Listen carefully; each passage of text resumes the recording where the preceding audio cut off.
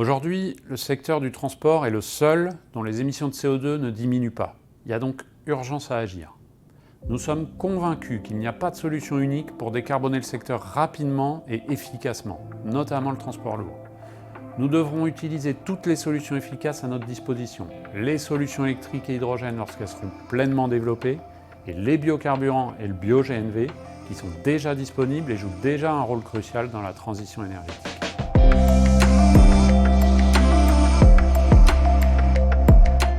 À date, environ 25 000 véhicules lourds circulent au GNV en France. C'est 4 fois plus qu'il y a 5 ans. En 2023, la croissance est restée soutenue et aujourd'hui, le GNV est la première alternative au diesel pour les poids lourds, pour les bennes à ordures, les cars et les bus. Tous les ans, depuis 2021, près d'un nouveau bus sur 2 est immatriculé au GNV.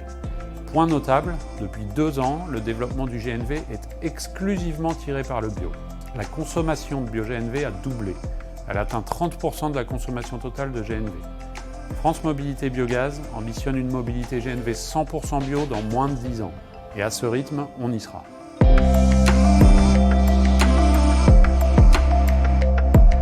Le bio-GNV est une des rares alternatives au diesel qui est disponible dès maintenant et qui coche toutes les cases. D'abord, elle répond aux besoins des transporteurs. Les véhicules et les stations sont disponibles et les autonomies et les temps d'avitaillement sont satisfaisants. Ensuite, plusieurs études ont montré que le bio-GNV décarbone aussi efficacement que l'électricité, l'hydrogène renouvelable ou les biocarburants. Côté qualité d'air, un certain nombre de campagnes de mesure ont montré que le bio-GNV diminue les émissions de polluants locaux par rapport au diesel. Et enfin, le surcoût des véhicules bio-GNV par rapport au diesel est modéré à l'achat comme à l'entretien, contrairement aux solutions électriques et hydrogène.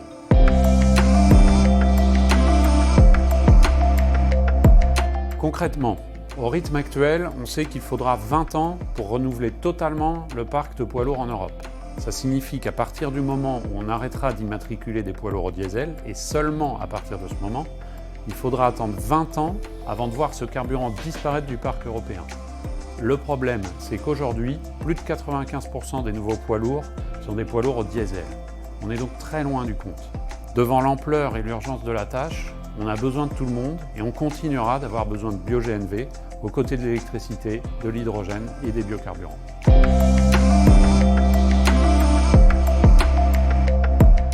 En avril, le Parlement européen a voté un nouveau règlement CO2 pour les véhicules lourds. Pour le moment, le texte s'appuie d'abord sur les véhicules électriques et hydrogène pour décarboner le secteur après 2030. Mais les institutions européennes ont, semble-t-il, entendu le risque qu'il y a à mettre tous ces œufs dans le même panier, et des clauses de revoyure sont prévues en 2025 et 2027 pour étudier en détail le rôle des biocarburants et celui du bio-GNV pour mieux les prendre en compte. Nombre de collectivités, de chargeurs, de fédérations de transporteurs et de constructeurs ont déjà annoncé leur souhait de voir évoluer le texte vers un mix énergétique plus diversifié. Côté constructeurs, Iveco, Scania et Volvo Trucks sont tous les 3 sortis des nouveaux moteurs GNV en 2023. Bref, le bio-GNV n'a pas dit son dernier mot.